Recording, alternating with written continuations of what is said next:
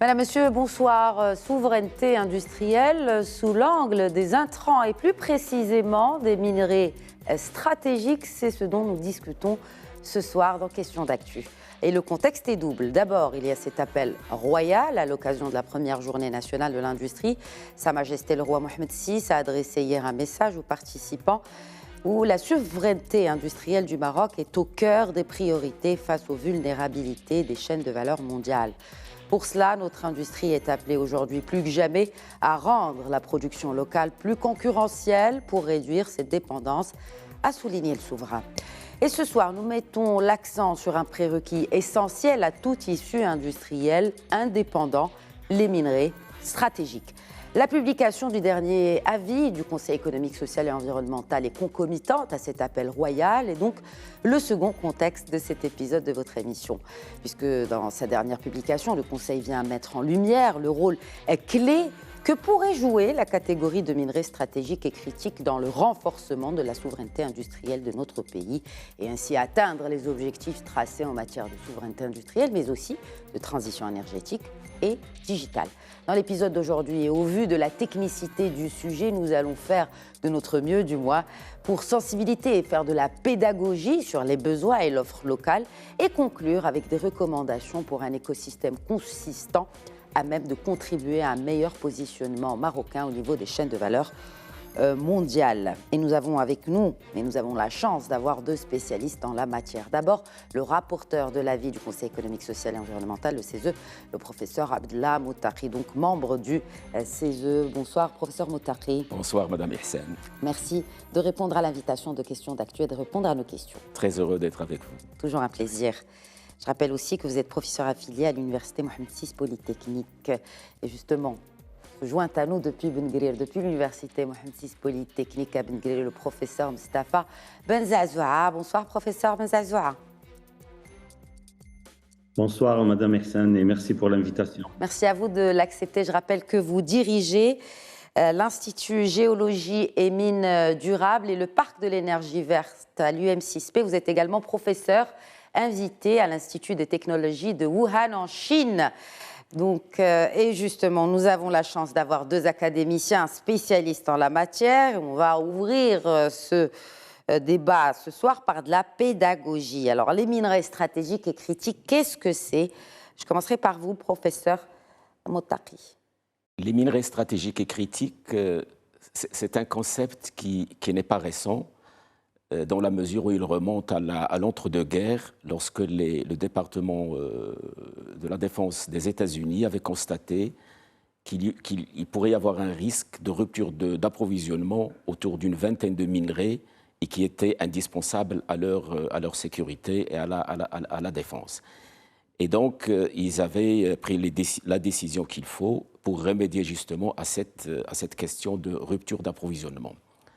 Depuis le début de la décennie 2000, le secteur minier à l'échelle mondiale a connu de très grandes transformations, des mutations très importantes, dans la mesure où l'offre, il y avait une pression qui a commencé à monter sur l'offre, et notamment sous l'effet conjugué du développement de la Chine, de l'urbanisation galopante que le monde connaît, du développement de la classe moyenne, et auquel s'ajoute aujourd'hui la transition énergétique et la transformation numérique. Et les minerais qui se retrouvent aujourd'hui au cœur de cette transformation numérique et surtout transition énergétique, on les appelle des minerais stratégiques. Donc, minerai stratégique veut dire c'est un minerai qui est indispensable à l'économie d'un État, à sa sécurité, ou bien il se trouve au cœur d'une technologie de rupture. Bon, maintenant, le terme de minerai critique, ouais, il fait référence au risque de rupture d'approvisionnement. Donc, si un minerai stratégique est confronté à une rupture d'approvisionnement, il devient critique. Donc, tout ce qui est critique est stratégique, mais tout ce qui est stratégique n'est pas obligatoirement critique. Mais ces enjeux mondiaux aujourd'hui tellement exacerbés et la concurrence entre les États font qu'aujourd'hui, on ne parle pratiquement, on parle beaucoup de minerais critiques parce qu'aujourd'hui, cette concurrence va mettre davantage ce genre de minerais, ce type de minerais, au cœur d'enjeux géopolitiques et géostratégiques très importants. Donc ce sont deux concepts qui sont liés, mais qui sont également ils sont vivants. Parce qu'un minerai qui est aujourd'hui stratégique ou critique, si vous faites de la recherche et vous trouvez un substitut, eh bien, il ne deviendra plus stratégique ou critique. Donc c'est pour cela que dans les listes que nous avons étudiées, on va en parler sûrement au cours de cette émission, il y a des minerais qui arrivent, il y a ceux qui partent, et donc il y a une mise à jour régulière de ce genre de liste de minerais stratégiques et de minerais critiques. Et une liste qui a été évoquée donc dans ce rapport du CESE, dont vous êtes le rapporteur, je rappelle, professeur Moutaqui. Cette liste, elle contient aussi des minerais qui vont connaître une pression importante sur les prochaines années, notamment grâce à la demande. Et là, on parle, d'où le lien avec la transition énergétique. Je vais poser la même question à professeur Benzazoua. Quelle est la différence entre minerais stratégiques et critiques, comme nous l'a bien expliqué professeur Moutaqui, et les métaux rares, enfin ce concept de métaux rares?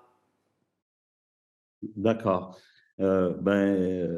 Donc, pour faire un peu de pédagogie par rapport à ces appellations, on parle de minerai, mais il faut penser d'abord que le minerai, c'est une roche qui se caractérise par une teneur en un élément, une teneur en un élément qui va dépasser certaines teneurs économiquement viables pour les exploitations de ces éléments.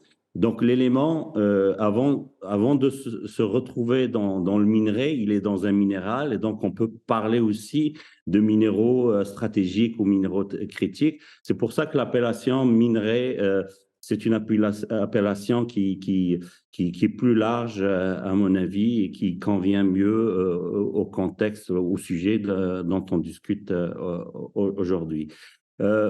Donc, un minerai stratégique, un minerai critique, je pense que les définitions ont bien été données par le professeur Moutaqui. En gros, un minerai stratégique, c'est par rapport à l'importance de l'élément ou de la substance pour le pays, pour son développement économique. Et ça devient critique, c'est quand il y a une question d'improbabilité d'approvisionnement par rapport à cette substance.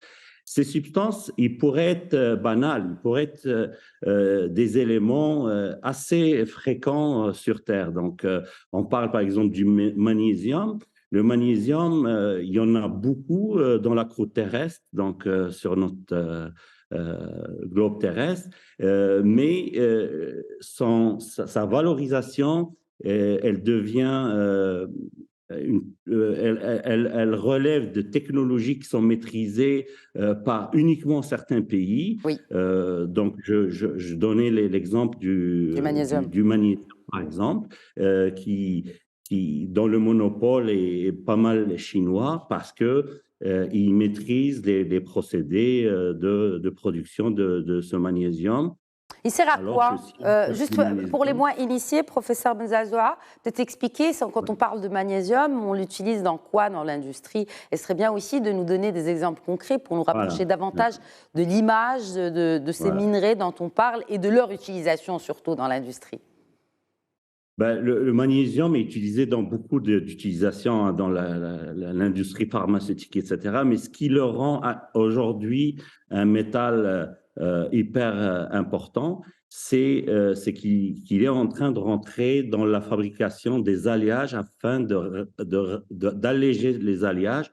Donc l'industrie automobile du futur va devoir être des autos qui circulent à l'électricité, mais qui doivent être hyper légères. Donc, tout ça dans un souci d'économie de l'énergie. Donc, voilà, donc c'est juste des utilités qui sont aussi variables dans le temps, comme le professeur Moutaki l'a bien signalé. Donc, c'est ce qui fait que le positionnement de ces métaux est pas figé dans le temps, mais il est variable. Un élément peut rentrer, il peut sortir des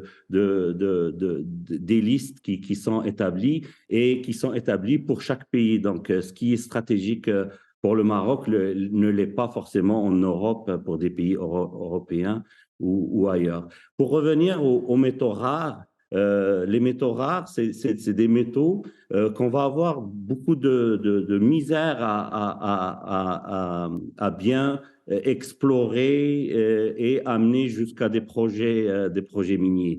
L'exemple le plus fréquent qui est donné, c'est les fameuses terres rares, donc des éléments qui ne sont pas si rares sur Terre, mais trouver des gisements viables capables de fournir ce genre d'éléments, de substances qui sont souvent classifiés dans les listings de métaux stratégiques et critiques, devient quelque chose d'ardu.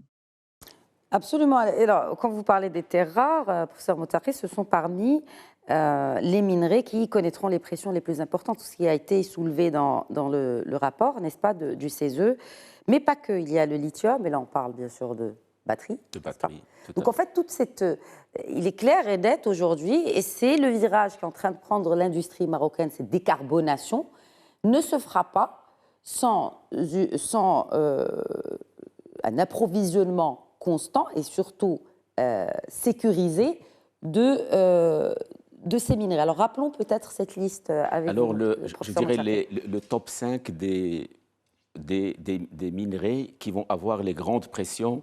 Si on va par exemple sur le scénario zéro d'émissions de gaz à effet de serre, selon les accords sur le climat, et qui vont intégrer bien entendu la mobilité électrique, l'industrie 4.0.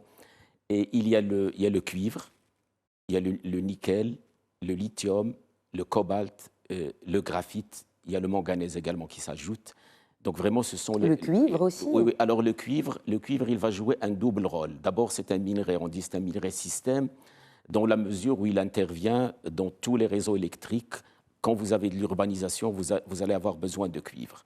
Donc, mais en plus de cette utilisation, je dirais classique, comme le fer, comme l'aluminium, comme d'autres métaux de base, il va jouer un rôle très important également dans la transition énergétique et dans la transformation numérique. Donc, dans nos téléphones, dans les batteries, dans les voitures électriques, une voiture électrique va avoir 6 fois plus de cuivre qu'une voiture thermique, par exemple.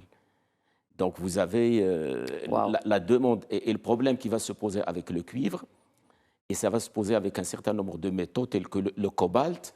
La croissance de la production mondiale en cobalt va augmenter de 8%, alors que la consommation va augmenter de 12% à partir de 2025. Donc, il va y avoir des problèmes à partir de 2025-2026 pour le cobalt.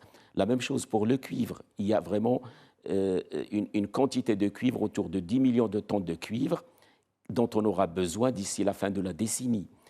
Et le problème qui va s'ajouter à toute cette pression sur la demande, c'est que l'exploration minière et le développement minier, c'est un processus qui est très lent. Pour découvrir un bon gisement, de grands gisements, des gisements qui vont répondre justement à alimenter la demande mondiale, il faut entre 20 et 30 ans.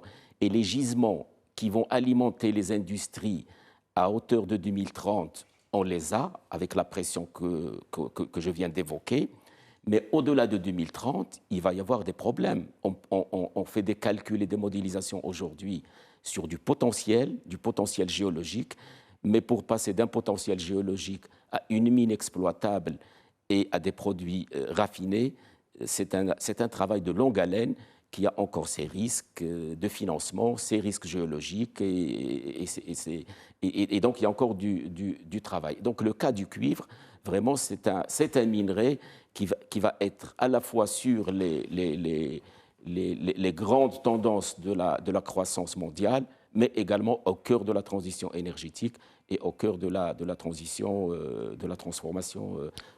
numérique. Et au cœur des enjeux géopolitiques. Hein. Alors il y a ce que j'appelle, quand on aborde ces problématiques, il y a ce que j'appellerais les enjeux et les risques de G de E. 2G, ça veut dire les risques géopolitiques et géologiques, géologiques avant géopolitique, et puis les E, c'est des risques environnementaux et les risques économiques.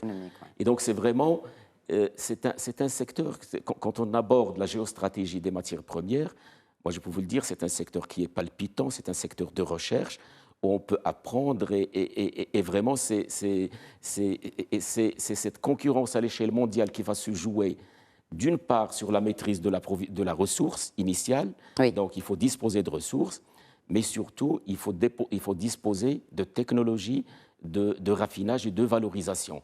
Et ça, on peut revenir sur cette question-là parce que c'est un secteur qui va être guidé soit par la réserve et donc la qualité de la réserve et la production, mais je dirais que ce n'est pas suffisant. Il faut aller davantage sur le raffinage et l'exemple de la Chine est édifiant sur cet aspect-là. La Chine aujourd'hui, si on prend le cas du lithium, je vais donner deux exemples, oui. Le lithium et le cobalt, mais on peut parler sur, je vais ajouter peut-être les terres rares. La Chine ne produit pas plus que 13% du lithium mondial. Le premier pays qui produit le lithium, c'est l'Australie, 48%, suivi du Chili. Parce que là, au niveau de l'Amérique latine, il y a ce qu'on appelle le triangle ABC, donc l'Argentine, le Chili et la Bolivie, qui détiennent les plus grosses réserves de lithium. C'est un lithium qui se forme dans des salars, dans des lacs salés, qui sont liés à des activités volcaniques. Alors qu'en Australie, c'est un lithium sous forme minérale, cristalline, sous forme de roche.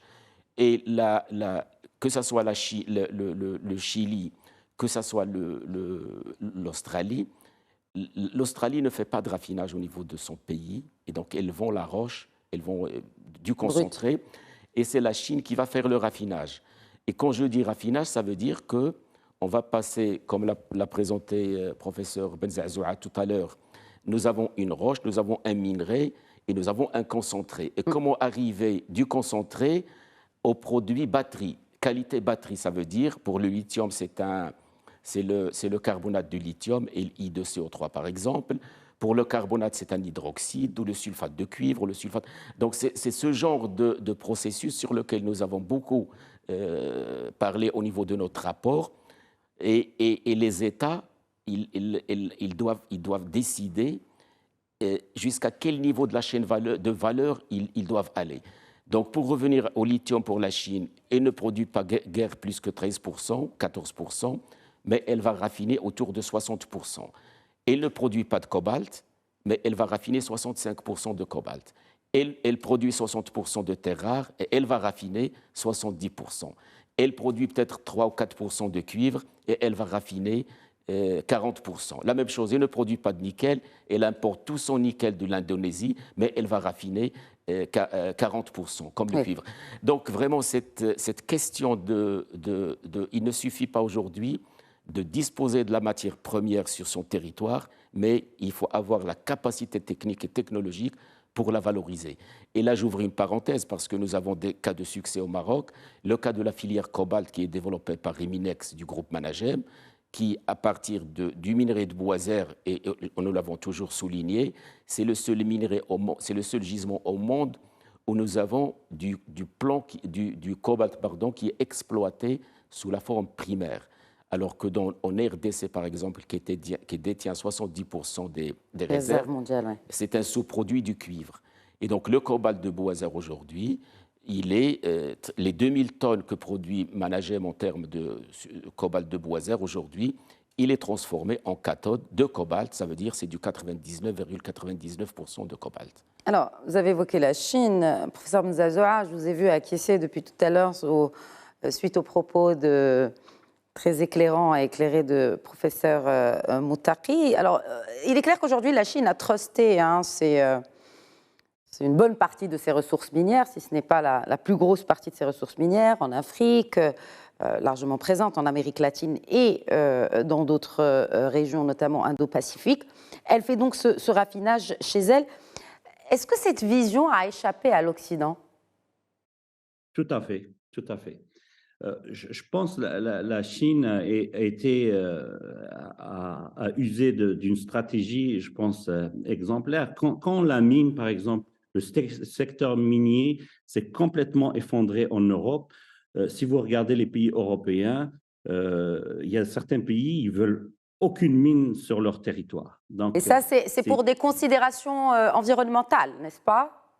voilà, des considérations environnementales, mais ce qu'il faut savoir, c'est que le secteur minier, au niveau des pratiques environnementales, a fait beaucoup de progrès. Donc, on peut exploiter et être en même temps respectueux de l'environnement parce que les pratiques environnementales ont beaucoup changé. Il ne faut pas garder en tête cette, cette étiquette du mineur pollueur qui reste encore ancrée dans le mindset de beaucoup de pays. Donc, il y a eu cette stratégie pour la Chine. Elle a gardé, elle a pris soin de son secteur minier, de son industrie minière, et toutes les filières en aval. Donc, elle a le cycle minier depuis l'exploration, les réserves qui doivent être prouvées, des méthodes d'exploitation et ainsi de suite. Mais en même temps, comme vous le dites très bien, elle a été aussi habile à aller chercher le minerai là où il se trouve. Donc, on parle de l'exemple de l'Afrique. L'Afrique est très, très, très riche en certains minerais. Les minerais les plus stratégiques et les plus critiques se trouvent en bonne quantité en Afrique. Donc, elle a été sécurisée des approvisionnements aussi en Afrique quand des minières très connues, très réputées à travers le monde ont trouvé que l'Afrique était peut-être un peu trop instable géopolitiquement pour y investir. Donc, voilà, donc ça, c'est ce qui explique en gros le succès de la Chine dans le domaine. Qu'est-ce que cela implique, professeur Mzazoa, qu'est-ce que cela implique pour la chaîne de valeur mondiale? Et on l'a senti pendant la Covid-19, quand il y a eu rupture des chaînes de valeur mondiales, et aussi quand le monde entier est sorti de cette pandémie et que la Chine a décidé de sa politique zéro Covid, on l'a vraiment senti dans la chaîne de valeur mondiale. Est-ce que ces ruptures-là n'ont pas constitué comme une sorte de sonnette d'alarme pour le reste de la communauté internationale afin de prendre le taureau par les cornes et pouvoir, encore une fois, préserver cette souveraineté par rapport à leurs besoins et par rapport aux besoins de leurs industries respectives, que ce soit en Europe ou aux États-Unis. Les États-Unis, aujourd'hui, cette main tendue vers les pays africains pour assurer, ou pour peut-être rattraper le retard sur justement ces métaux et ces minerais stratégiques. Est-ce qu'il n'est pas trop tard et que la Chine a pris une bonne longueur d'avance et que cette chaîne de valeur mondiale est aujourd'hui intrinsèque à cette puissance chinoise? Ouais. Vous le dites très bien, ça a été la sonnette d'alarme et là, beaucoup de pays se sont vus comme étant pas souverains du tout de ce qui pourrait être leur fleuron au niveau de l'industrie. Donc, les États-Unis a énormément souffert, en sachant qu'elle maîtrise beaucoup de technologies, des technologies très évoluées, mais quand on parle de criticité, donc rupture de chaîne d'approvisionnement, donc là, on voit que les États-Unis, le plus fort, enfin, le pays le plus fort économiquement, était plus souverain de ce qu'il pouvait faire. Et vous avez complètement raison que c'est un cycle qui est très, très lent, hein. Donc, on ne peut pas dire, pour reprendre un peu ce que vous disiez, prendre le taureau par les cornes, on ne peut pas décider aujourd'hui et dans quelques mois, dans quelques années, on va voir déjà les résultats. Donc, c'est un cycle qui est très lent. Pourquoi? Parce que développer des projets miniers déjà demande beaucoup de temps. Beaucoup de temps au niveau de la prospection, au niveau de l'exploration. La mise en valeur, rien que la mise en valeur demande énormément de temps, mais en plus des fonds cette fois-ci. beaucoup de fonds, beaucoup d'investissements. Et après, on en a pour 10-15 ans une taille moyenne d'exploitation d'un gisement. Donc ça, je ne parle que de la mine, mais après, il y a les procédés de raffinage dont on a parlé après, qu'il faut maîtriser, les maîtriser d'un point de vue technologique, mais aussi environnemental, parce que c'est ce qui fait peur quand on passe aux côtés du raffinage. Il y a des traitements thermiques, il y a des possibilités de contamination par les fumées, par les eaux qui pourraient devenir toxiques. Donc, il y a tout un savoir-faire qu'il faut développer. Et donc, si on ne l'a pas, ça ne se fait pas du jour au lendemain. Donc, si le Maroc, pour prendre l'exemple du Maroc, voudrait peut-être bouger, je pense que c'est jamais trop tard, mais il faut pas penser à ce que les résultats vont être tangibles. Mais par contre, comme l'a bien expliqué Simoutari, le Maroc a beaucoup d'expériences très réussies par rapport à certains éléments.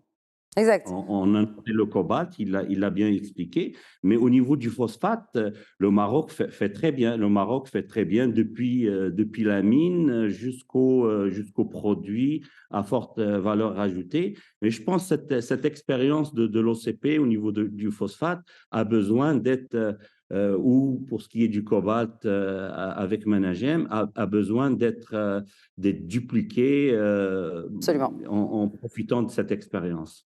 Absolument. Vous faites bien de me faciliter la transition pour qu'on parle du cas Maroc, parce que nous avons un peu dressé une cartographie de ces minerais dans le monde. Et l'urgence est là, parce que chez nos voisins européens, la Commission européenne, et c'est tout récent, a demandé aux États membres pour assurer la souveraineté du continent européen de prévoir d'extraire du sol européen 10% des besoins en 2030. Un projet de mine de lithium est même prévu en France après avoir abandonné toute ambition minière à cause justement de ses impacts écologiques. Bref, tout le monde, c'est un peu la course pour assurer cette souveraineté minière avant de parler de souveraineté industrielle, parce que je pense qu'il n'y a pas de souveraineté industrielle sans souveraineté minière, professeur Moutsakhi. Quelques chiffres clés sur le secteur minier national. Avant de donner les chiffres clés, laissez-moi rappeler... Vous avez parlé de pédagogie au début. Oui. L'importance du secteur minier pour un pays comme le Maroc. Bien sûr. Et souligner que nous sommes vraiment sur un secteur qui a capitalisé une expérience sur un siècle. Parce que le service géologique du Maroc, l'OCP, ont été créés en 1920. Le Bureau de recherche et participation minière, qui est l'ancêtre de l'ONIM, a été créé en 1928. Le premier code minier a été mis en place en 1914 et nous sommes restés sur cette trajectoire. Un code de 1951 et puis un dernier code de 2015 qui a été mis à jour et puis sur lequel un apport positif pour encourager la recherche et la valorisation et le développement minier. Et donc le secteur, il est libéralisé depuis longtemps. La gestion des phosphates, elle est assurée par le groupe OCP, avec toutes les réalisations et le positionnement du Maroc sur la chaîne internationale et l'importance du Maroc pour la sécurité alimentaire mondiale.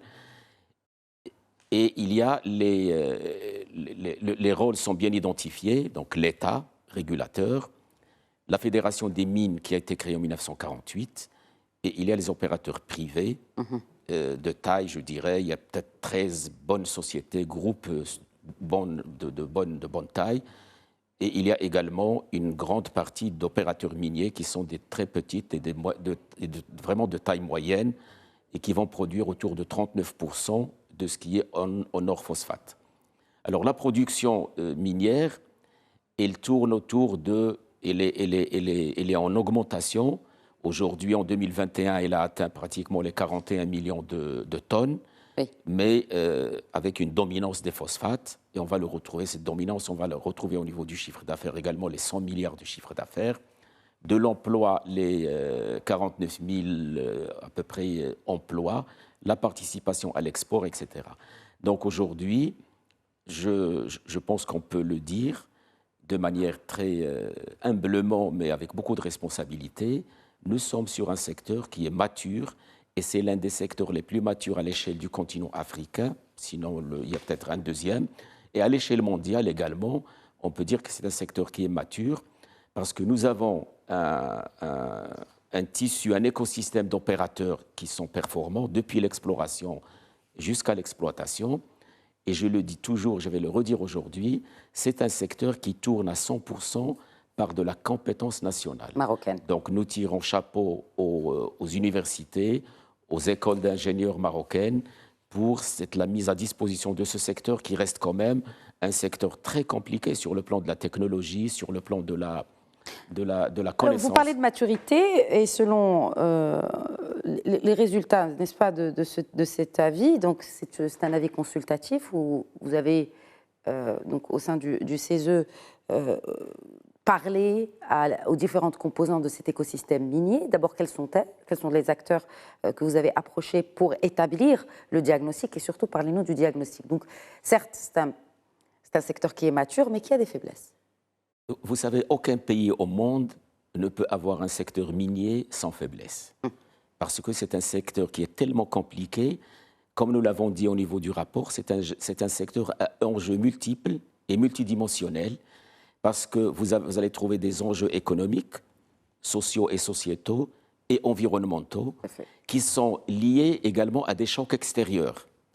Donc vraiment, c'est un secteur qui bouge et qui a des relations avec les populations locales, avec le modèle économique des nations. Et donc c'est pour cela qu'il est lié également à un système et à des mécanismes de recherche et développement pointus. C'est pour cela que, moi je peux le dire, vraiment, professeur Benzazoua a bien dit, l'effort qui a été fait pour rendre la mine responsable et technologiquement responsable, il y a d'excellents résultats, mais il va y avoir toujours des défis à relever, quelques faiblesses à relever. Et quand on regarde les faiblesses que nous avons, sur lesquelles nous avons travaillé, et nous l'avons fait après avoir organisé 15 auditions, nous avons écouté le ministère de la Transition énergétique et du Développement durable, la Fédération de l'industrie minérale qui regroupe l'ensemble des opérateurs organisés du secteur. Nous avons écouté les chercheurs universitaires. L'université Mohamed VI Polytechnique a été invitée. Le professeur Benzazoua nous a éclairé par la vision de cette université quant à la promotion de la recherche scientifique et du développement. Et nous avons également travaillé sur le modèle économique du secteur. Ça veut dire que nous avons souhaité avoir une dichotomie phosphate et hors phosphate pour éclater cet apport, par exemple, qu'apporte chaque groupe de substances. Et nous avons appris que le HCP est en train de travailler sur des indicateurs de ce genre et nous serons heureux de les avoir parce que disposer de données pertinentes va nous permettre davantage d'orienter le secteur vers davantage de performance. Et le dernier atelier que nous avons organisé, il était justement dédié à la responsabilité du secteur et nous avons travaillé avec la fédération, avec des experts et également avec des représentants de la société civile qui viennent autour de sites miniers. Et c'est pour cela que c'est un rapport qui est orienté minerais stratégiques et critiques, mais qui quand même constitue une base de réflexion pour promouvoir l'ensemble du secteur dans sa globalité, en tenant compte justement de cette responsabilité sociale et environnementale du secteur. Quand on parle de ce secteur dans sa globalité, on parle d'un écosystème. Or, cet écosystème, il est un peu affaibli parce que l'essentiel de la production est orienté vers l'export. Et ça, c'est le résultat de cette étude. Pour parler de souveraineté industrielle, justement, nous avons constaté, et ça c'est une faiblesse qui normalement va faire changer de la trajectoire du secteur minier, nous le souhaitons. Ça veut dire que le modèle, il est tourné, à part les phosphates et le cobalt, les autres substances sont pratiquement tournées vers un export de concentrés, voire même de roches brutes. On parle de quel minerai, par exemple? C'est un sujet très spécifique. J'aime bien qu'on nomme peut-être les minerais pour avoir une idée plus claire. Il y a par exemple le plomb, il y a le zinc, il y a quelques productions de roches industrielles, il y a la barytine, il y a donc... et c'est le moment, comme elle a été soulevée, de se poser ce genre de questions. Comment le secteur minier peut accompagner la trajectoire industrielle sur laquelle le Maroc s'est positionné pour les filières qui existent aujourd'hui, l'automobile, l'aéronautique. Et j'ai oublié de dire qu'on a eu des séances de travail et d'audition avec les fédérations de l'aéronautique, de la métallurgie peut-être. Métallurgie également. Okay.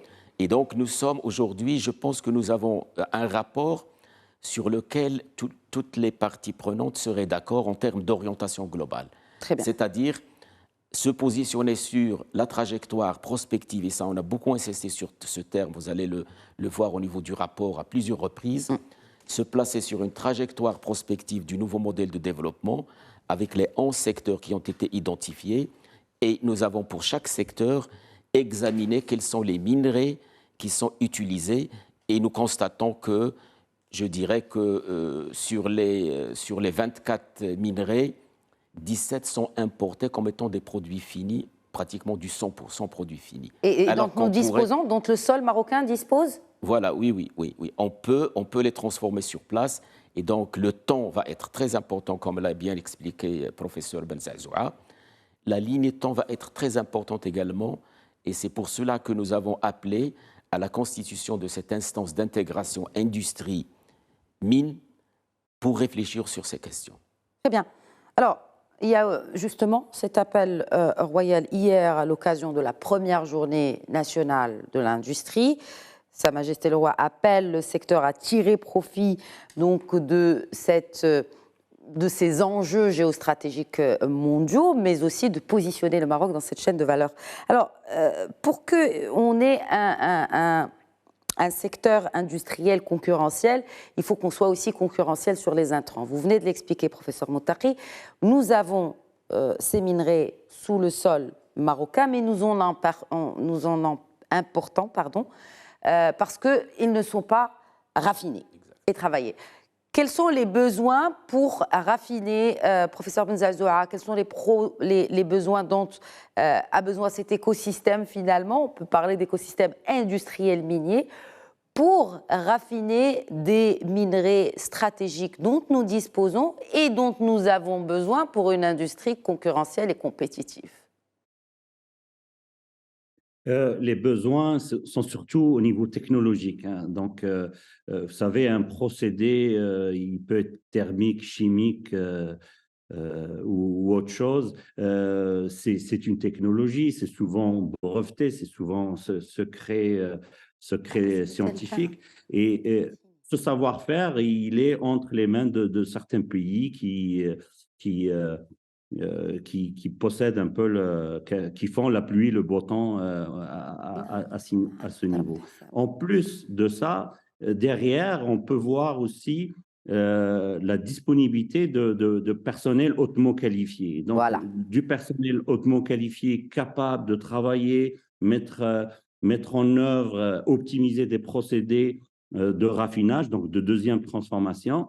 Donc, ça prend de former justement les scientifiques capables de développer ces procédés au niveau des laboratoires, au niveau des universités, et ensuite de les aider à passer à des phases pilotes et ensuite à des phases industrielles par la suite. Et bien sûr, il y a un besoin aussi au niveau investissement, mais je pense que là, c'est pas problématique au niveau du Maroc que pour trouver, s'il y a la technologie, s'il y a le personnel hautement qualifié, je pense trouver les investissements pour lancer des fonderies ou des raffineries ou de l'industrie métallurgique, ça ne serait pas problématique. Alors, justement, professeur Moutaqui, alors il y a donc ces faiblesses que nous venons d'évoquer avec vous qui ont été dressées grâce à cette étude mais cette étude prospective et inclusive, quid des recommandations, et notamment sur ce volet d'investissement pour un peu désenclaver l'investissement minier au Maroc, parce qu'aujourd'hui, nous restons trop tributaires, pas seulement à la pluie, mais aussi aux importations de ces minerais. Vous avez bien utilisé le terme que nous avons mis dans le rapport, la nécessité de désenclaver le secteur minier pour le mettre en lien et en connexion avec le secteur de l'industrie. Alors, pour attirer les investissements et pour avoir des investissements conséquents dans ce secteur, il y a deux niveaux. Le premier, il va être lié à au secteur intrinsèquement, le secteur propre, lui-même, le secteur minier. Alors, c'est un pays stable, politiquement stable.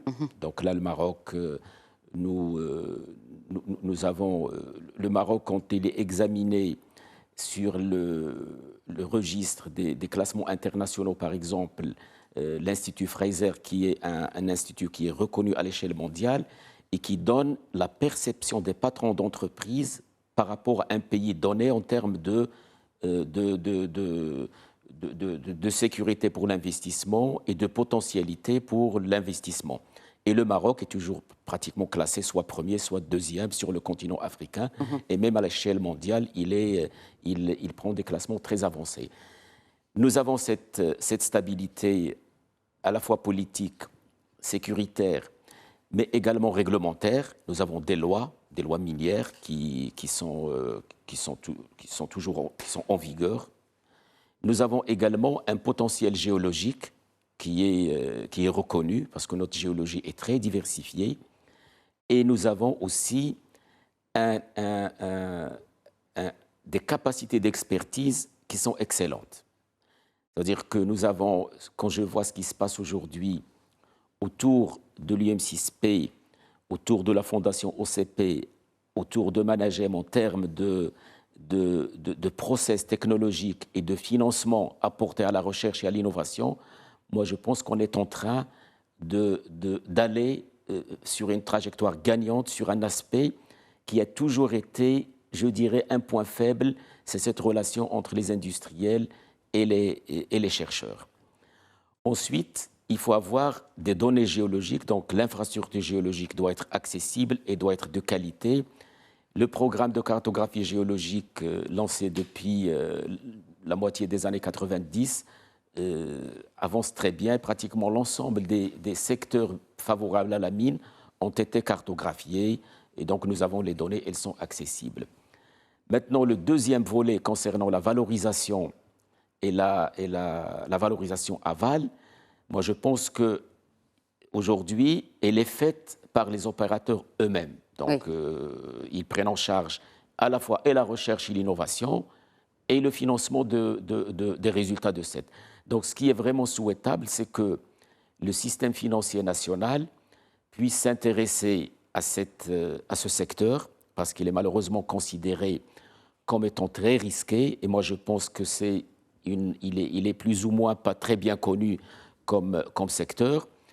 Et donc, les banques marocaines, la bourse de Casablanca ont un rôle important à jouer, à la fois dans la phase recherche-développement, mais également dans la phase de la valorisation en place. Parce que, comme l'a dit professeur Benzazoua, c'est une affaire de brevets, et il y a une guerre de brevets maintenant, notamment entre la Chine et les États-Unis et l'Europe, et je crois qu'il faudrait qu'on soit conscient. Et la tendance aujourd'hui sur laquelle le Maroc se positionne en termes de recherche-développement avec, comme je l'ai dit, ce partenariat public-privé ou privé-privé, moi je pense que dans quelques années, nous allons en récolter les fruits, mais avec cependant la convergence des secteurs de l'industrie et de ces fédérations, le secteur des mines et ses institutions. Absolument, et justement, parce que vous parlez de ce secteur de l'industrie, c'est hier, encore une fois, je le rappelle, Sa Majesté le roi Mohamed VI a adressé un message aux participants de la première journée nationale de l'industrie, et je cite un extrait de son message: il faudra également mettre en place et élargir les dispositifs d'accompagnement en faveur du renforcement de l'infrastructure technologique, de la recherche et développement au sein des entreprises marocaines et de la création d'un écosystème industrie, université, centre de recherche pour soutenir l'innovation et en faire un moteur de croissance et de l'industrie marocaine. Nous avons avec nous deux professeurs de l'Université Mohamed VI Polytechnique, qui est en soi un exemple de ce rapprochement, en tout cas, entre le secteur académique et le secteur productif, donc industriel. Un mot justement sur ce capital humain et aussi sur ce pont entre le secteur productif et celui académique, qui produit aussi, mais plus des études et d'autres recherches. Oui, tout à fait. On commence à avoir des partenariats au niveau de la R&D, des partenariats très solides avec l'OCP. Je peux vous garantir que l'OCP, le plus gros, sinon la totalité de sa R&D actuellement est réalisée au sein de l'université UM6P. Donc, c'est un exemple très, très réussi. Actuellement, on travaille à optimiser, à améliorer les techniques, les technologies qui sont utilisées au niveau de l'OCP dans divers domaines. Je peux parler du mien qui est la géologie et la mine durable, l'énergie, mais aussi dans la chimie, l'agriculture et ainsi de suite. Et ce qui est important aussi, c'est que l'université est aussi le vivier pour produire, enfin, pour qualifier un personnel hautement important pour réussir ce vœu cher de Sa Majesté le roi. Donc, rien qu'un exemple au niveau de mon département, on parle d'une quarantaine de doctorants qui sont en train d'être formés, rien que sur le secteur minier, donc allant de l'exploration jusqu'à la réhabilitation de la mine. On peut parler de plus que 300 PhD actuellement en cours à l'université, une université qui sont toutes très jeunes. Donc, ce partenariat réussit avec l'OCP. Malheureusement, ce n'est pas encore le cas et ça, on doit être clair là-dessus avec d'autres partenaires miniers potentiels ici au Maroc. Avec Managem, on a commencé à avoir des vraies collaborations. Il n'y a pas encore de réalisation concrète au niveau des projets de recherche. Et le reste du secteur, malheureusement, il n'y a pas encore d'incitatifs. Tant qu'à moi, ça prend des incitatifs au niveau des ministères pour aider ces entreprises minières qui existent au Maroc à pouvoir peut-être aller toquer au niveau des portes des universités pour demander de l'aide pour des problématiques ici et là pour qu'on soit plus efficace. Un dernier mot, professeur Moutaqui, professeur Abdellah Moutaqui. Alors on parle depuis tout à l'heure de souveraineté industrielle. C'est une aspiration du Maroc. Là, une nouvelle ère qui commence, en tout cas des vœux du souverain, de ce secteur industriel marocain, du Made in Maroc. Que serait le Made in Maroc? Que serait cette souveraineté industrielle sans le secteur minier? Moi, je crois que ce que nous avons défendu au niveau du rapport, c'est le rôle central, le positionnement du secteur minier au cœur de cette souveraineté industrielle. Il y a sûrement des substances ou des minerais dont le Maroc ne dispose pas, qu'il faudra aller chercher ailleurs.